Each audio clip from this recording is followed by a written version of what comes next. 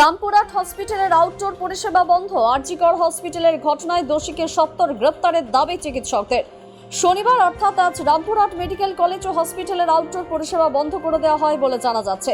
চিকিৎসকরা দাবি করেছেন যে কলকাতার আরজিকর হসপিটালের ডাক্তার মৃত্যুর ঘটনায় যতক্ষণ না পর্যন্ত দোষীদের গ্রেপ্তার করা হচ্ছে ততদিন আউটডোর পরিষেবা বন্ধ থাকবে। ফলে সাধারণ মানুষ পড়েছেন সমস্যায়। তারা হসপিটালের আউটডোর পরিষেবা না পাওয়ায় ফিরে যাচ্ছেন।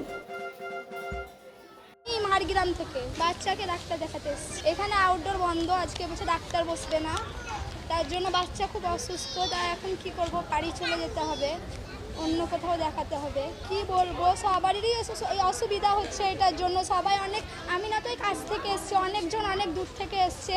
অসুবিধা তো সবারই হচ্ছে। মানুষ সুবিধার জন্যই তো এসেছে, যে বাচ্চাদের শরীর খারাপ আর তার জন্যই তো এসছে।